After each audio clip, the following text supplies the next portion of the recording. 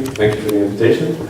Hello, good afternoon, everyone. So, let's start off with the basic question here. So, what I'm going to talk about is social interaction, and which ironically is slightly understudied in the field of social cognition in which I work. And the first question one could ask oneself is, why at all should we study social interaction? And try and ask yourself the question, how do we make sense of others? How do we know others, right? Is it like this, by just looking at others and thinking about them and drawing inferences about them? You know, can we just look at others and observe them without being involved? Well, my opinion is that, on contrast, it's more like this.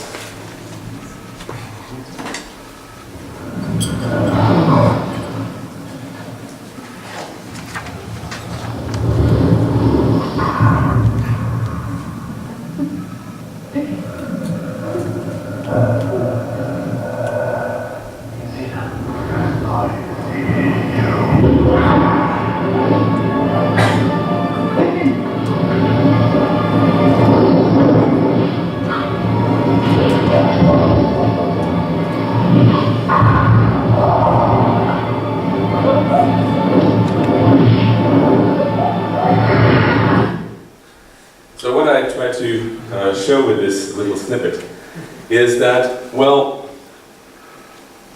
what in the past decades, most of social cognition has been looking at is how we make sense of others by studying what people look at, what people observe. So basically what these people would be looking at as if they were looking at a scene through at other people through a one-way mirror. Whereas I would argue that what you would actually need to study to really understand social cognition and how we know others is what goes on in the heads and the behavior of the people that are actually in interaction with each other. And why is that? It's because, well, interaction allows for a couple of things. So it allows, the two things I'm going to focus on today is it allows me to see the effect of my actions on others, and the other thing is that it allows for the development of interaction loops and for interaction dynamics. So a couple of years ago, we had this theoretical paper, Leo Schilbach, where we talked about different dimensions along which social neuroscience would have to move in order to really go social. And what I would like to focus on today, in the context of what the slide that you just saw, is this axis here, the axis of participation. So rather than having people observe inert stimuli, what we want to increase is people's participation. And so we can do this in two ways, by using structured interaction and by using dynamic interaction. And I'll go into detail what these two mean. And if we look at those two, when we look at people who are engaged in social interaction and two individuals at the same time, we can hope to shed some light on what we would call the dark matter of social neuroscience. And in particular, we decided to look at gaze and joint attention in interaction, because it's a very salient social cue, and also, in all honesty, just a practical consideration, because if you want to do neuroimaging studies, there's only so much that people can do in interaction in a scanner, right? Whereas eye movements is something that is very easily done. Well, easily is perhaps an overstatement here. And I would like to separate out two ways of having joint attention. So, which were indicated by Peter Mundy 10 years ago. So on the one hand, there's responding to a joint attention bid, where, for instance, the adult points in a certain direction, the child follows, and so I would look there and you would follow, I would point there and you would follow this. But there's also the point of view of initiating joint attention, whereas where the child actually draws the attention of the adult, and then the adult looks in the direction. And those are two sides of the same coin, and what I would like to focus on is the second one, right? So why? Why are these two sides of the same coin different? Well, there are a number of reasons. So, for instance, initiated joint attention. So these are coincidentally all non-joint attention examples to maximally confuse you. But so what we have here, for instance, is if I look at the wall on the right and the person does not follow my gaze or follows my gaze, if they follow my gaze, I will find this interaction much more pleasant. Interestingly, this is only true if for normal control groups if they have very low autism quotient scores. Another thing that we have is that if I look at an object and somebody follows my gaze, I will check back much faster. Right? So my attention will be much more rapidly drawn to the face again. And this is because, apart from just joint attention, so you can have mutual versus averted gaze, you can have gaze following, you can have joint attention whereby I look somewhere and I see somebody following my gaze. But importantly, what we are after is shared attention, which is where I need to make sure that you're following my gaze, right? So that's why I need to engage in interaction. Imagine the situation where you're walking down the street, this awkward situation where you think somebody is actually smiling at you and you think, do I know this person? So the only way you can find out whether they're actually smiling at you or somebody behind you is by doing something yourself, right? Doing something yourself and see whether they react to that. So in terms of gaze, this kind of checking back where people are looking is very crucial, as we will see in a couple of slides. So one study we did was, we showed effectively that in cases of shared attention, people check back, have much more checking back gaze behavior than if it's just joint attention. And another group showed that normally you have a phenomenon called gaze cueing, whereby a gaze will, if somebody looks in that direction, I will follow their gaze automatically. But what they showed was that if some of those faces are looking at the same object that I'm looking at, so for me it's the experience of I'm looking at, there's a very tiny object here in the middle, I'm looking at this object, and actually the people who my attention will go most to are the people who look at the same object as I'm looking at, right? So this kind of gaze leading effect, as they call it, self-initiated joint attention, can override gaze cueing. Right, so the point just being of this little video that you saw in the beginning, social interaction matters. Seeing the effect of my gaze on others' gaze is important. So let's look at structured interaction, right? So structured interaction is, as I said, basically focusing on what it does to people to see the effect of their actions or their gaze on others. And so what we use is this paradigm. This is an old little film, but that's a paradigm where people have to establish eye contact with an avatar and then have to look at one of three or more or less objects, and the avatar can not follow or follow their gaze. Here it's self-initiated joint attention, so here the avatar would follow my gaze. So I would not normally see this black dot, but you know, if I look somewhere, the square turns blue and the avatar can choose to follow my gaze or not. So we set up this experiment that we coined a non-verbal Turing test, whereby you have these trials, as I just described, and then you have a number of them in a block. And so over a block, there can be a number of trials where there is joint attention or non-joint attention. And then at the end of this trial, what we tell people is, well, you're interacting with another person. And whereas we will see in the second bit of the talk that this is possible, here this is just a confederate, so this is not the case. But what we tell people is you will be interacting with this other person through this avatar. So the eye gaze of this avatar reflects the eye gaze of the other person. And sometimes the computer takes over. And so we tell people, well, it's your task to say over a block whether you have been interacting with a human or a computer. And so the crucial manipulation is the number of trials that you have joint versus non-joint attention. But first of all, what you see is that people find this interaction with, when they think it's a human, they find this much more pleasant. So let's look a little bit at the results. So we had two conditions here. We have cooperative condition, where we say to people, well, the other person will make your life easy, right? We don't tell them how, but we say, well, they will cooperate in helping you make that judgment. And then there's a naive condition where we say nothing at all. And so what you see is that when you provide a cooperative partner, people just think that the more regular, so this is the avatar always looks away, this is the avatar always looks in the same direction. So people think more regularity, more contingency means it's a human. But what you see, what's interesting, is the naive condition.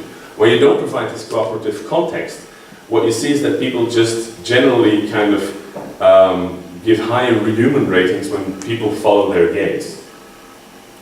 Interestingly, if you look at which parts of that behavior are more automatic and which are more deliberate, so if you introduce cognitive load, or if you look at reaction times, if you look at shorter reaction times, high cognitive load, these patterns become more pronounced. So the slope becomes, for instance, in the naive condition, the slope becomes steeper. So it's really something natural to assume, to feel that that people following our gaze is somebody following our gaze is more human.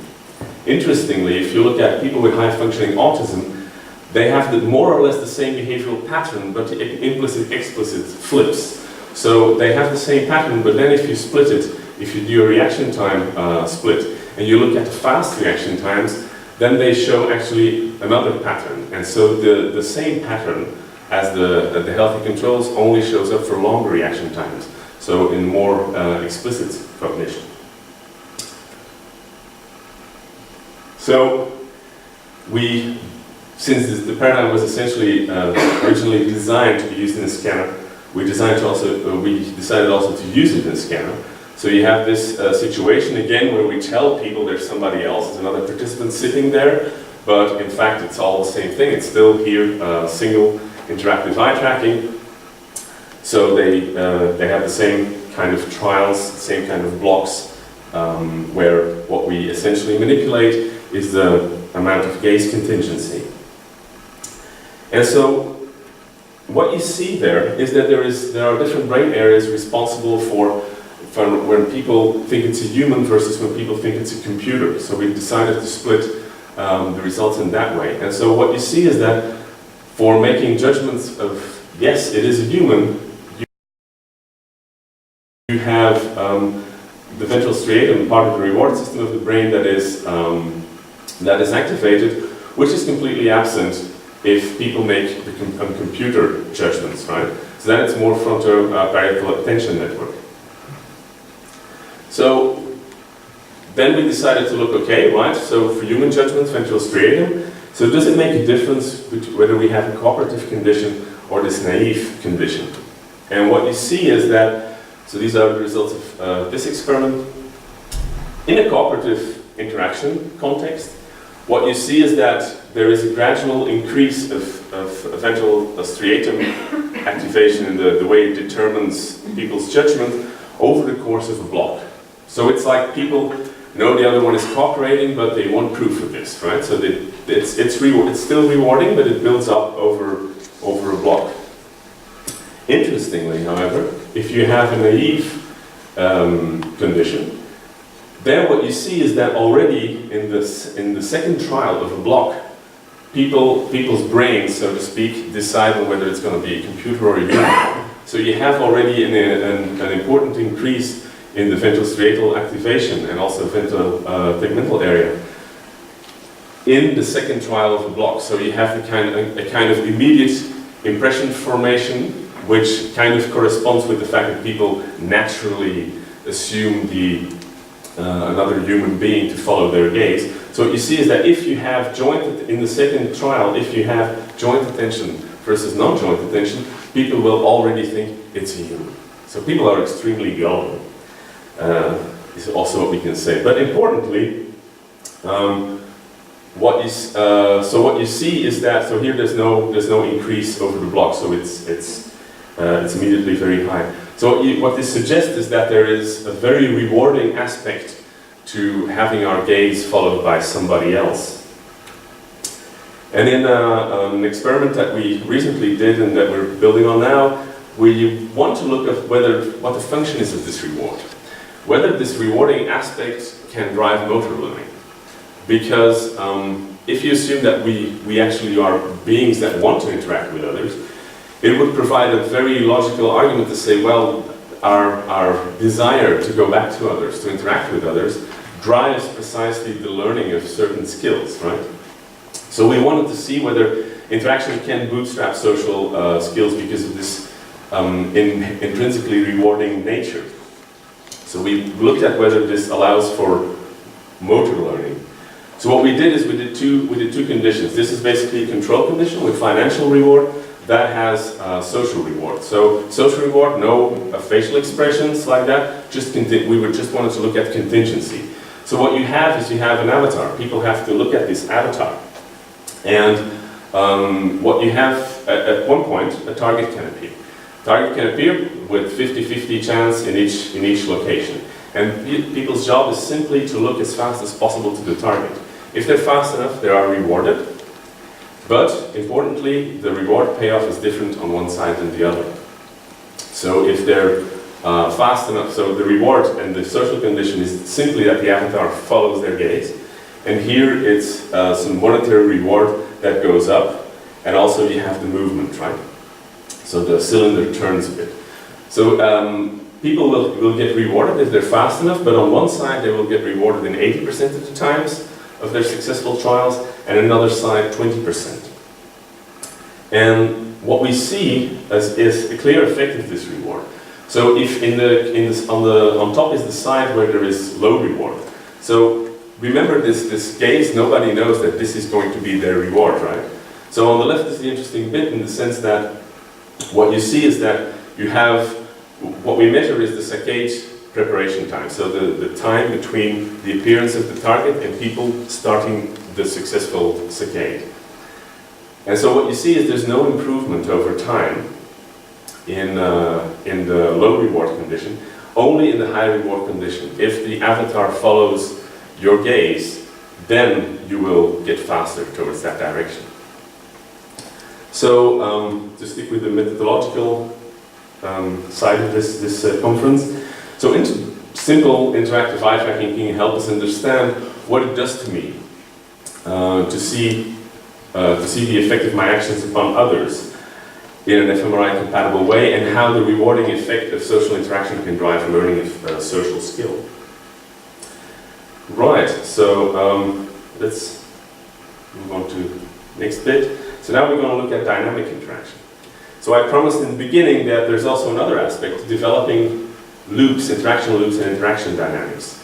So there's been a lot of studies on synchrony. So synchrony involves mutual adaptation. So normally this is a video, but now it's just a photo. But if you have these metronomes that are out of sync and you put them on a moving board, then they will move into sync after a while. And people have also this tendency. And so entrainment or interpersonal synchrony, they're influenced by and they influence higher, more offline social cognitive processes. For instance, they increase feeling of liking and self-esteem. And there's also differences in synchrony. People who are in a positive mood and positive interaction have more synchrony than people who are not. You synchronize more with people of high social status. And recently there have been a number of papers looking at not just synchrony but complementary actions, because normally when we're in social interaction we don't do the same thing. That would be weird. What we do is I for instance wave with my hands and you nod, right? So there's been a couple of papers looking at that.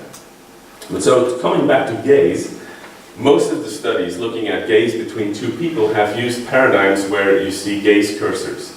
Now this is slightly unnatural. Why? Because normally you don't see where people look, right? You have to infer that from their eye movements. A setup like that, while it can be useful for some things, what it actually simulates is that somebody would be standing next to me and would have laser eyes, right? And I would be a cat. But what you have is slightly unnatural situation. So you can control this, but you lose this social cue. Alternatively, what you can say is, okay, we're going to go for real social cues. And then you can use videos or live interaction. But the problem is, yeah, there's a lot of information there that you can't control for. If you're looking at what people think about others, how people look, whether they have a beard, whether they wear glasses, the color of their hair, all this determines, and their facial expression, all this determines what you will think about them, right? So it seems that we're caught here with a catch-22 in the sense that, well, we either have to choose social cues and have less control, or we have more control but absence of social cues. So we came up with this approach, and this was originally programmed by Eva Barisic, who's now at ETH in Zurich, and now there's my postdoc Chris Luke, who's working on that. And we call it DIVA, basically because the full name is too long. And so it's dual interactive eye tracking with virtual anthropomorphic avatars. I've practiced this quite a bit. And so what it does is, it has two people interacting with each other, and their eye movements are tracked, and their eye movements are translated onto the eyeballs of the avatar that the other person is looking at. So you have these spheres that have eye textures on them, and these eye textures are, the coordinates of these eye textures correspond to where the other person is looking. And this allows simultaneously for fully dynamic but controlled studies. It allows for breaking dynamics between people beyond mere delay, which is what usually, or recordings, which is what people do usually with videos. And it allows for studying complementary contingencies. You can also experimentally manipulate easily how the avatar looks, etc., etc. So let me briefly go over an experiment, one experiment that we did as a proof of principle. So we had this simple task where people had to judge which ball was the largest, and we manipulated the difference between the difference in size between the two spheres, and whether people knew about the other person's choice. So what we eventually did, because there was a lot of noise in that first data, we binned the data in 3 clusters, looking at one and the other object and the face. Now, how did we analyze these dynamics? Well, there's a number of ways to do it. What we use is recurrence quantification analysis. So this is an interesting approach whereby you basically plot 2 time series of 2 agents. So for instance, you can have auto-recurrence like on top there, and what it basically does is that's 2 timelines. So, and it plots whenever a person does something again. So for instance, if this person does behavior A at time point 1, and then a little bit further they do A again, it gets a 1, right? So you have you create a matrix that obviously on the diagonal has only 1s, and then you create a matrix that tells you whenever a person does something again. Now you can do this also for 2 people. Cross-recurrence, for instance. And cross-recurrence just says, well, 2 people doing the same thing, when is one person doing something again that the other person has done, right? So this is cross-recurrence. You also have joint recurrence, which I'm not going to go into detail, but basically what that does is it plots the states of the system, whether they recur, right? So when you get this kind of output, which is this giant recurrence matrix, and there's a number of ways to look at this. So there's a recurrence rate, which is the number of ones in the matrix. You can also look at the diagonals. The length of the diagonal is the length that another agent does something that the first agent has done before. So here, the agent that's plotted at the bottom has at some point during the end of the trial done a sequence of movements that the first agent, plotted on the vertical line, has done at some other point. And then you can have a number of measures for that. You can have determinism, which is the percent of time they have had the same action sequence, and how long these action sequences were, and how much variability there was. So let's just move to the results. So what we see is that, well, obviously people get better when the difference between spheres is large. They also, because of that, also make the same choice more and more. Funnily enough, something a little bit unexpected, we had kind of expected people to kind of generally drift towards making, even when the spheres are equal, making the same choice. And this did not seem to happen. But so let's look in a bit in detail. Okay. How people jointly look at the task. So what you see is that if you look at the influence of information, so when people have no information about what the other has chosen, there is more recurrence. They do more the same things when there is a small sphere size difference. This is, if we look at the influence of the experimental conditions here also, what you see is that the amount of looking in the same way at things increases if there is a large sphere size, right? And the variability in that goes down, which is kind of normal in the sense that, well, if you have a scene that looks exactly the same to you, you're going to look at it more or less the same way.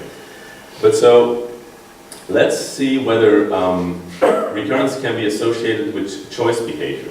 So if you look at accuracy, then you see that a higher degree of recurrence corresponds to people being more correct. They're both correct, right?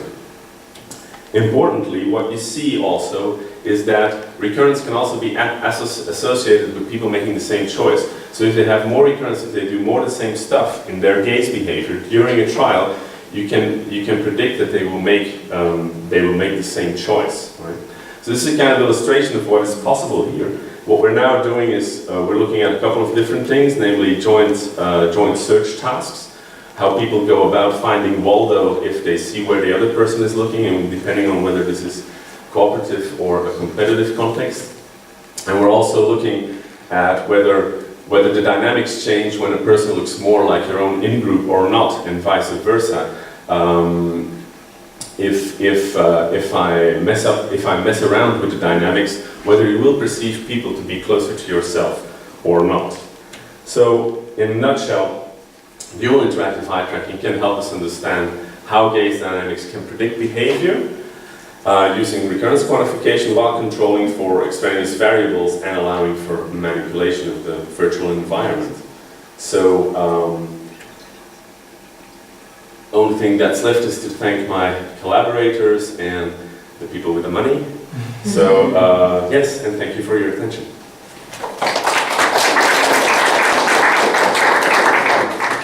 Thank you very much. I believe we do have some time for one or two questions. Anyone?